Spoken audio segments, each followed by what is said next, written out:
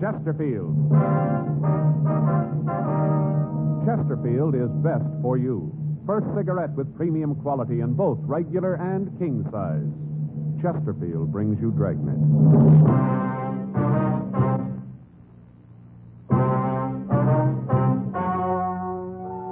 Ladies and gentlemen, the story you are about to hear is true. The names have been changed to protect the innocent.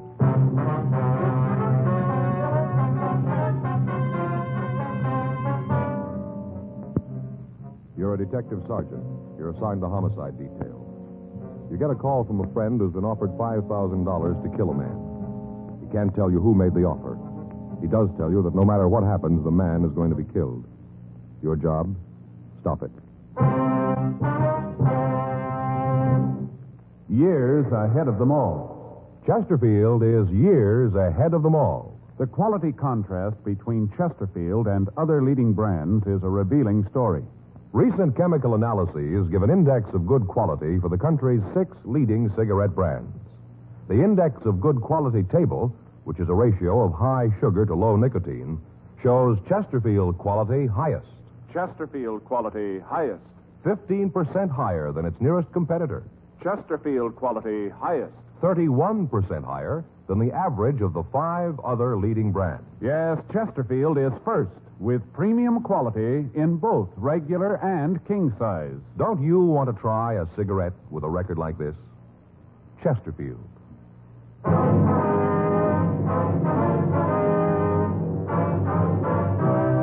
Dragnet, the documented drama of an actual crime. For the next 30 minutes, in cooperation with the Los Angeles Police Department, you will travel step by step on the side of the law through an actual case transcribed from official police files.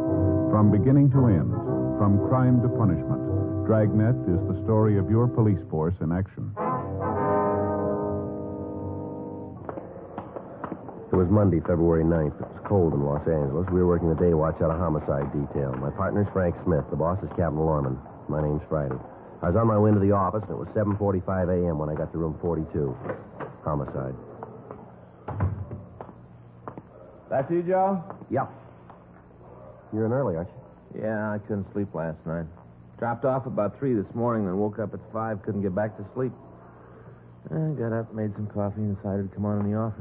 Yeah, I had a little trouble last night, too. You did? I mean, yeah. What's your trouble? I don't know. I got up late yesterday morning. I guess that was it. I'll get it. All right. Homicide, Friday. Yeah. Mm-hmm. Yeah, I remember. Johnny. Yeah. Mm-hmm. When'd you get the letter? Yeah, we'll be right over. Right. Bye. You remember that bartender over in that place on 6th Street, fellow named Johnny? Yeah, is that him on the phone? Yeah, says he's got an offer to make himself a fast $5,000. What for? Somebody wants him to kill a man.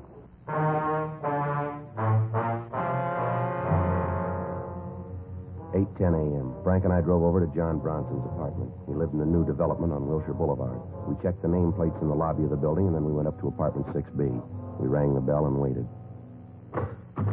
Hiya, Joe, Frank. Come on in. All right, John. What'd I say, John? Kind of early to get you guys over here, but I got worried about it and figured I better talk to you. Uh-huh. You want to tell us what it's all about? Yeah, come on out in the kitchen. I got some coffee made. Okay. Yeah, sit down there. I'll pour you a cup of coffee. Fine. Good, thanks. Well, it started last night. I guess it was about 10:15. Payphone in the bar rang, kept ringing. I went over to answer it. Fellow on the other end asked for Johnny. Yeah? Told him it was me, and he hit me with a deal. First, I thought he was kidding. What'd he say? Well, he asked me if I wanted to make a fast $5,000. Of course, I told him, yeah. Then he sprung the snapper, said he wanted me to kill this guy, a fellow named Wilhelm Ulrich. You know this Ulrich? No, never laid eyes on him. First time I even heard the name. Okay, go ahead, John. Well, this guy on the phone started to lay it out. Told me how he wanted it done. Here's your coffee. Thank you. I asked the joker who he was.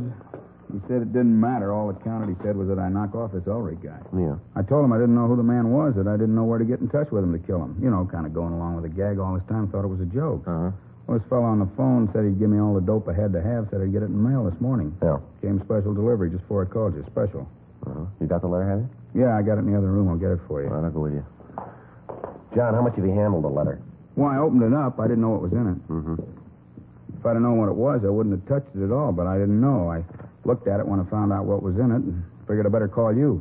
Couldn't see any way to tell who sent it. Maybe you can when you see it. Mm-hmm.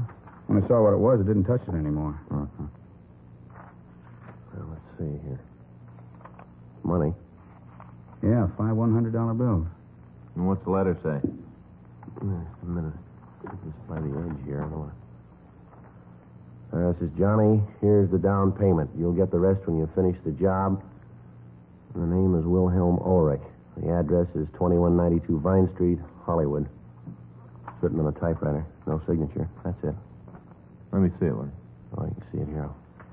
First off, I thought the whole thing was a joke. I didn't believe it. You know, I just thought it was some drunk trying to be funny. We get calls like that all the time, guys trying to be funny. Yeah. And when I got this letter, I got scared. I ain't going to kill nobody, especially somebody I don't even know, not for no 5,000. Did you recognize the voice on the phone, John? No, I don't think I ever heard it before. You got any idea why he'd call you? No, I've been clean. I haven't got a record. Nothing like that. I run a clean place. Never done anything that could tie me up with the rackets. Yeah, we know.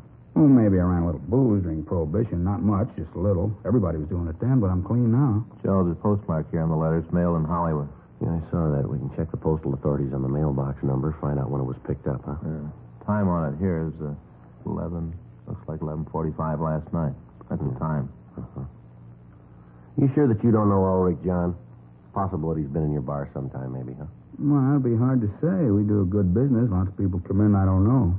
You know, just come in once in a while. I wouldn't know who they were. They keep quiet, and I ain't getting nosy. Yeah. Well, we're going on back to the office. You'll probably hear from the caller again, Johnny, and as soon as you do, you let us know, will you? You going to see this Ulrich fellow? Yeah, we'll talk to him. Might be better if you don't say anything about this to anybody, John. Oh, don't worry. I won't. Okay, we'll be talking to you later. You be at the bar? Yeah, I'll be there at 4. Okay. Thanks a million. No strain. Glad to do it. Can't get over it, that guy calling and making an offer like that. I just can't get over it. He should know better than that. Yeah? Sure, he ought to know. Somebody ain't going to kill somebody they don't even know.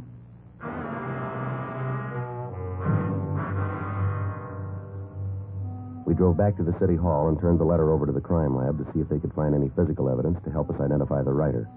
We ran the name Wilhelm Ulrich through R&I, and we found no record. A further check on the name, and we came up with one possibility. The address listed on the report was the same as the one given in the letter. We pulled the package and checked it. Let's take a look at it. All right. Now, let's see. There's a crime report and a statement here. Report from Georgia Street Receiving Hospital. Well, what's the date on that? January 2nd last year. Yeah. Well, it seems this Ulrich got a hold of some poison wine. Wine? Yeah. Hey, wait a minute. Yeah? You remember, Joe? He was an old guy. He was a German. He got a bottle of wine for Christmas and opened it New Year's Day. We worked that case with LaMonica and Galindo. Oh, sure, I remember now, yeah. We ran down some of the leads for him. They didn't go anywhere. Yeah. That was the one where he didn't know where the wine came from, isn't it? Yeah. Nothing came from it. The leads didn't go anyplace. As I remember, he's a nice old guy. I wonder why somebody's after him. I don't know. Last time we couldn't find anybody with a motive. Well, there's one someplace.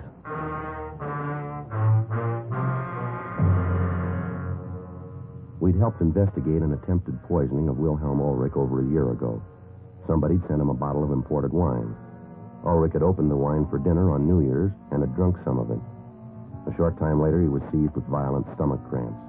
He was rushed to Georgia Street Receiving Hospital for treatment. He was then transferred to the county hospital for further treatment. Examination of the remaining wine showed that it had been dosed with a quantity of poison. Fortunately, Ulrich didn't drink much of the poisoned wine, and he recovered.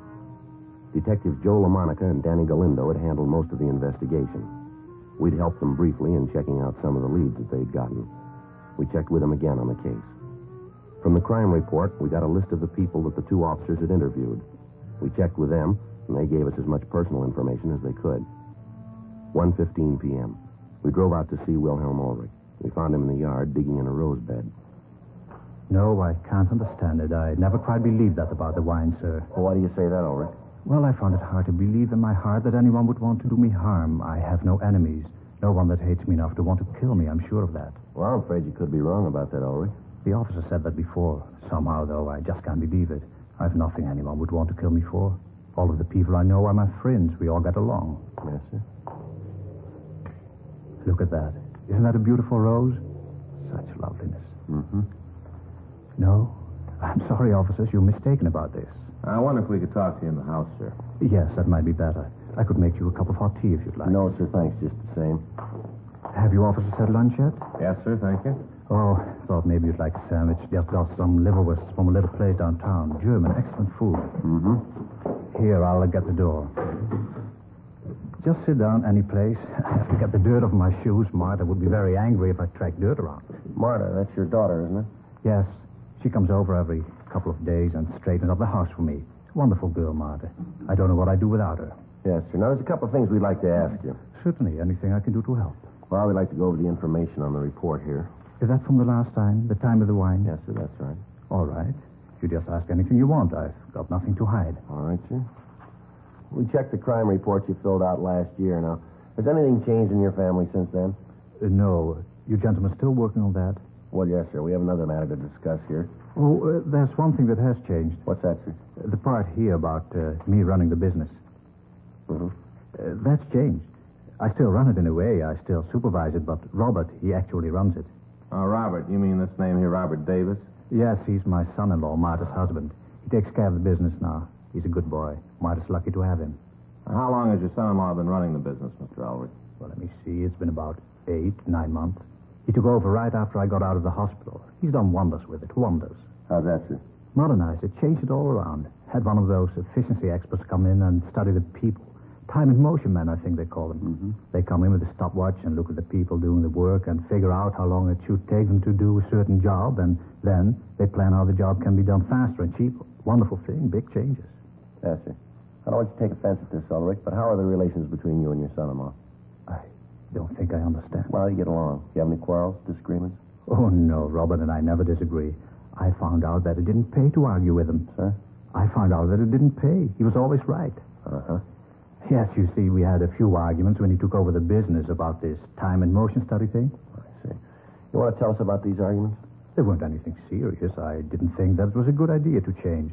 I couldn't see any reason for it. Everything was going good. The business was making money. Everybody seemed to be happy. I didn't want to take a chance disturbing a good thing. You know, the golden goose. Mm-hmm. You want to go ahead, please? Well, Robert said that we were behind the times, that if we didn't do something about it, we wouldn't be able to compete with other people. We manufacture women's dresses, you know. Yes, sir. I saw that on the report. I finally told him to go ahead. I thought that he'd fail. He didn't. Now we compete. More dresses, more money. The employees are happy. They have music, coffee times. They like it. But it's all changed. I don't go down there anymore. I don't care much for it. It's changed. So I just stay home and work in the garden. It's Robert's factory now. Uh-huh. You and Robert haven't had any other disagreements, have you? Oh, no. He's a fine young man, running the business very well. He's a good boy. I'm lucky to have him. Well, how about your competitors, Mr. Ulrich? How do they feel about this change in the way you operate your business? They resent it? Oh, no, I haven't really got any competitors. The big manufacturers don't care. I don't make enough dresses to bother them, and the other little men are in the same boat with me. They're too busy running the factories to worry about me. Mm-hmm. Now, can you think of anybody who might want to do a thing like this? How about that phone call? I told you before, I can't. I find it very hard to believe. Well, we'll have to talk to the people that you know, the people around you. We'd appreciate it if you didn't tell anybody what we were after. If you want it that way, it's so hard to believe. I still think you're wrong. Looks like it's going to rain. Be good for the flowers. It's been dry up in the valley. Farmers need the rain. Yes, sir. Now, you'll go along with us on this thing, will you? Not tell anybody about it? Sure, I'll help. It's all right if I tell my daughter and son-in-law about it, isn't it? Well, it'd be better if you didn't say anything to him or your daughter, not to anybody. They're going to see you here. They're going to ask questions. They're not stupid. Yes, sir. You could tell them that we were asking about somebody that you employ. How'll that be? What do I say if Robert asks what's about? I have no secrets from him. Well, tell him we asked you not to tell anybody about it. Tell him it's police business. Happens all the time. I suppose I could do that, but I don't like it. I don't like it at all. It's lying. Yes, sir. That may be true, but it's the best way. Oh, I guess it's a small lie. I can tell myself that. It's a small lie. Now, we'll have some policemen come out and watch Mr. Ulrich until we find the person who's doing this. Do you have to do that? Yes, sir. I'm afraid so. Well, no, I don't like that at all. Even worse than the lying. No, I don't like it at all. Mr. Ulrich, I wonder if you really understand that when we ask you not to tell anybody about this, when we want to keep you under surveillance, it's just for your protection. But if what you say is true, if somebody really does want to kill me, if somebody hates me that much, Yes, sir. can you stop them?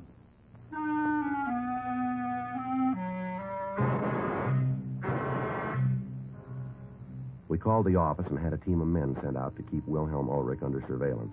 His house and his person were to be watched 24 hours a day until we apprehended the person or persons who wanted him killed. We spent the rest of the afternoon talking to the people in the neighborhood. From all of them, we got the same story. Ulrich was liked and respected through the area. All of the local shopkeepers and their business associates told us that he paid cash for everything he bought and that his credit was good. He was active in the local flower club and had twice in the past served as president of the organization. The neighbors confirmed what Ulrich had told us about his family. His son-in-law and his daughter seemed to be devoted to the elderly man and were constantly trying to get him to sell the house he lived in and come to live with them. 6:42 p.m. We returned to the office. Man, it's really coming down, huh? Yeah, it sure is. You got a raincoat in your locker? Yeah, I got one of those plastic kind in the bag. Oh, yeah, I want to get me one of them. I'll get mine. We go over and check the son-in-law. You got his address? Yeah, it's a place out on Ivar. Sure was a nice old man, huh? Yeah, he seems to be. So you want to grab my coat? I'll get the phone. Yeah, I'll get it. Thank you. Homicide Friday. Yeah. Uh-huh. Yeah, John. When? Yeah. No, we'll be right over. Right away. You bet. Frank. Yeah? Call from the bartender, Johnny. Yeah? Says he just got another phone call. Person told him that he'd gotten the down payment for the job, and he wanted to know why Ulrich hadn't been killed. Yeah. Guy said if Johnny didn't get on it, the money wouldn't do him any good. Told him to make up his own mind. Uh-huh. Either he makes good on the job or they'll kill him.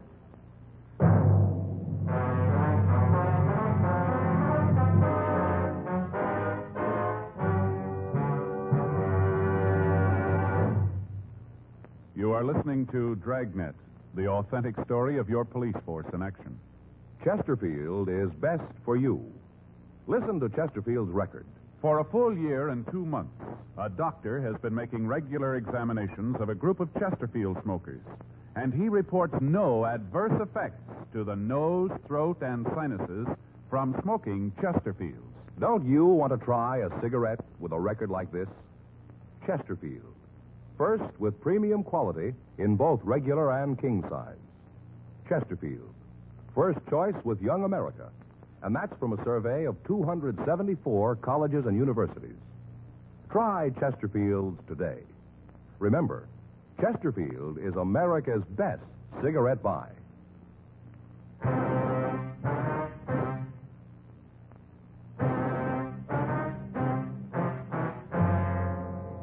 7:10 p.m. We got to the bar on 6th Street. There were only a couple of people in the place.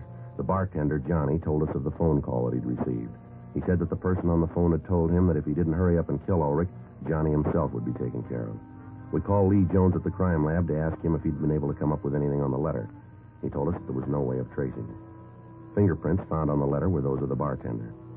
Photographs were taken of the letter, and along with the money, it was booked for further evidence. We'd gotten in touch with the postal authorities, and they said that they'd give us assistance. They gave us the location of the box where the letter had been mailed, and they said they'd try to find out who sent it. We arranged for a stakeout on the bar, and then we called the men at Ulrich's home. They told us that the son-in-law, Davis, and Ulrich's daughter had been there, but that no one else had seen or spoken to the elderly man. 9:32 p.m., Frank and I drove out to check on Robert Davis. We got to the apartment house and rang the bell to the manager's room.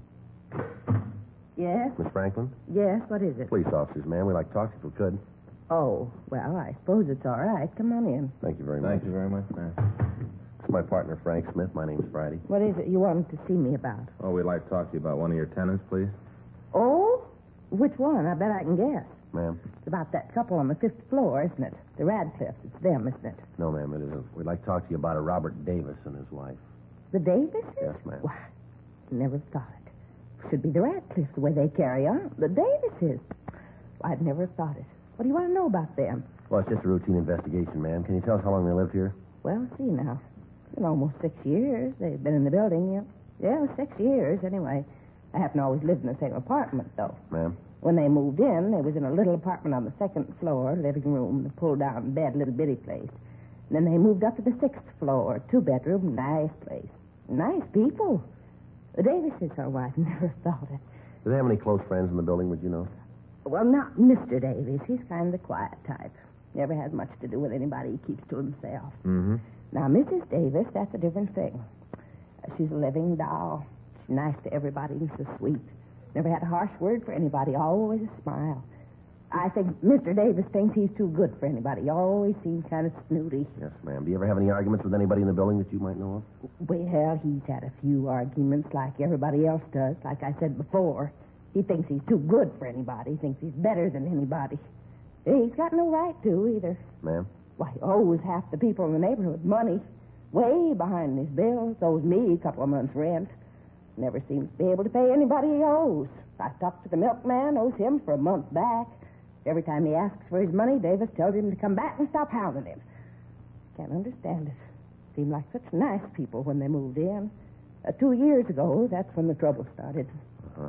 It was our understanding that he had a pretty good job. Is that And right? he has. Works for his father-in-law, manages some kind of a factory.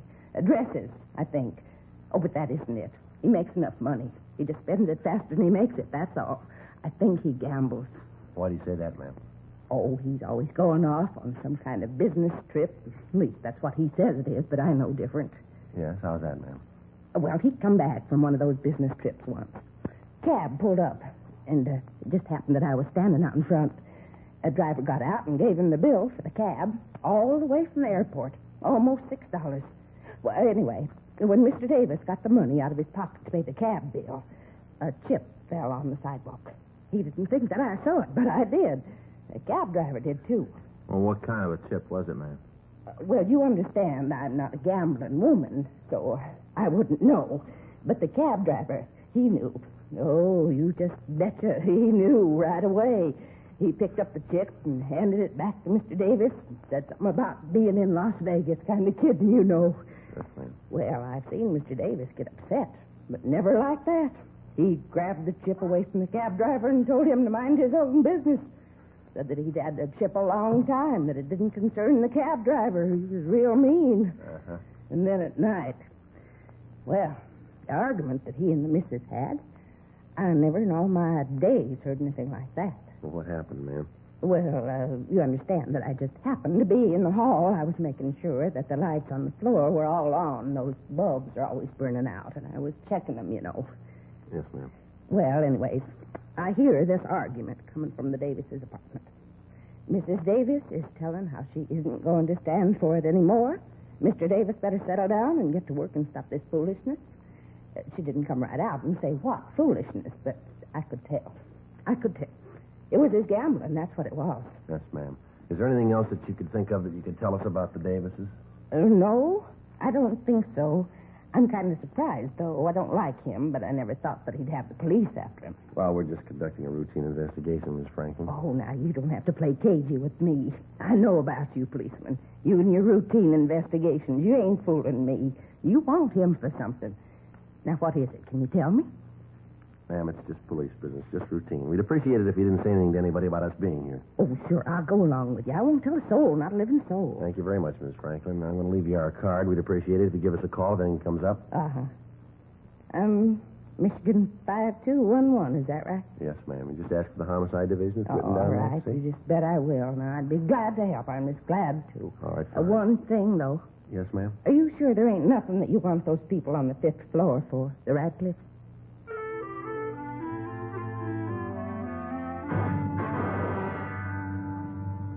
From the manager's office, we called the Ulrich home. We talked to Mr. Ulrich. He told us about the visit that afternoon from the Davises. He said that he hadn't told Robert Davis anything about the threats on his life. We went upstairs and talked to Davis. We told him that we had a serious matter to discuss with him, and we asked him to accompany us down to the city hall. I don't know what you're talking about. I told the police everything I know about this a year ago. I don't know anything about it. Wish I could help, but I can't. You know, this got me worried. Well, if you haven't done anything wrong, you got nothing to worry about. I haven't done anything wrong. In here. Go ahead. All right. Now tell me what this is all about. Frank? Yeah. You want to check the office, see if we got any answers to the calls this afternoon? Right.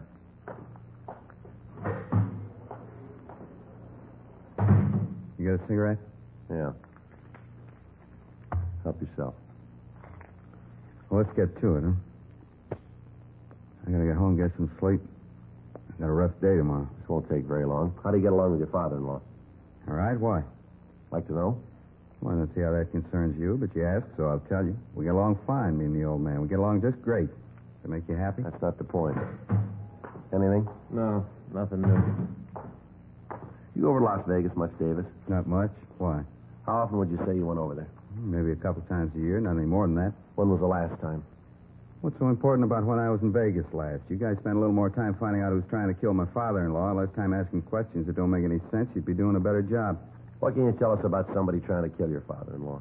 All I know is what he told me this afternoon. What did he tell you? Not much. Said something about a bartender, something about a phone call. He tell you who the bartender was? No, just that it was someplace over on 6th. All right, Davis, come off it, huh? What do you mean, come off it? You want to tell us why you did it, or do you want us to tell you? Did what? I got nothing to tell you. I don't know what you guys are talking about. We talked to your father-in-law this morning. We told him that we'd gotten a report that his life had been threatened. We didn't tell him how it happened. We didn't tell him where our information came from, so he didn't know. All right, so maybe I got it someplace else. Oh, wait a minute. You couldn't have. We didn't talk to anybody else. Well, I heard it someplace. I don't remember, but I heard it. We checked around, found out you gamble quite a lot. You're a steady loser. You owe a lot of money in town, don't you? Is that right? Yeah, that's right. Now, I think we can make you for the threat on Ulrich's life. I don't think we'll have any trouble at all. You had the motive. You had the opportunity. First thing in the morning, we'll check with the factory. We'll see if you made a withdrawal of $500. We make that, and you got big trouble. You figure you're going to be able to do that? We think so, yeah. We'll get your father-in-law down here and ask him what he told you this afternoon. Find out if he did tell you about that bartender, about the bar on 6th, about the phone call. You know, it doesn't look like there's going to be too much trouble making you for this. Save his time. What do you mean? You don't have to go through that trash. I did it. I tried to have the old man knocked off. Were you the one who sent him the wine last year? Yeah. That's when it started. I started to gamble. Lost a lot of money. Couldn't pay it back. No way to pay it back. Guys I owed the money to were leaning on me. I had to pay them off. Had to. Yeah.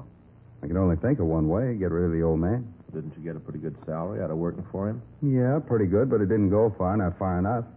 Tried to win it back. Make good on the losses I had. I couldn't do it.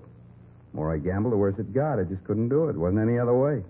No other way. I decided to kill the old man. It's the only way. Can't you see that? It's the only way I could get clear. Well, I figured if I could get rid of the old man, I'd have everything fixed. Everything would be okay. Guess it worked out all right anyway. what do you mean?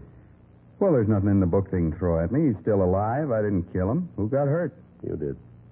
Well, how do you figure? I didn't kill him. You're going to jail for trying.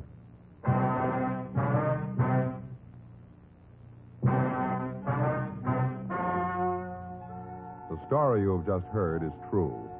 The names were changed to protect the innocent. On June 18th, trial was held in Department 89, Superior Court of the State of California, in and for the County of Los Angeles. In a moment, the results of that trial. And now, here is our star, Jack Webb. Thank you, George Fenneman. I want to thank all of you for your interest in Dragnet. Thanks very much for your letters. We really appreciate them, and we'll try to keep right on giving you the kind of a show that you like. I want to thank all of you, too, who have switched to Chesterfield. I know you're going to like them, and I know you'll find they're best for you. Now, you folks who haven't tried Chesterfield, I'd like you to pick up a carton tomorrow. Chesterfield. It's a great smoke.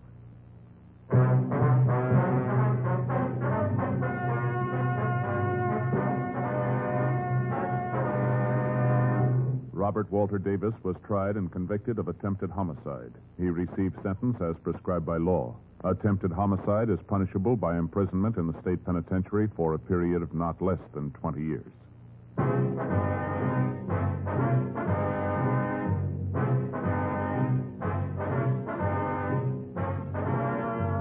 You have just heard Dragnet, a series of authentic cases from official files. Technical advice comes from the Office of Chief of Police W.H. Parker, Los Angeles Police Department. Technical advisors, Captain Jack Donahoe, Sergeant Marty Wynn, Sergeant Vance Frazier. Heard tonight were Ben Alexander, Vic Perrin. Script by John Robinson. Music by Walter Schumann. Hal Gibney speaking. For a million laughs, tune in Chesterfield's Martin and Lewis show Tuesday on this same NBC station. And sound off for Chesterfield. Either regular or king size, you'll find premium quality Chesterfields much milder. Chesterfield is best for you.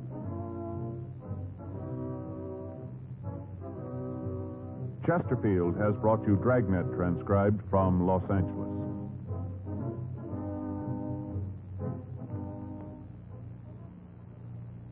Now, new Fatima has the tip for your lips. Fatima tips of perfect cork. King size for natural filtering. Fatima quality for a much better flavor and aroma. So remember, new Fatima has the tip for your lips. Fatima. See how smooth they are. Remember, Fatima is made by the makers of Chesterfield, Liggett & Myers, one of tobacco's most respected names.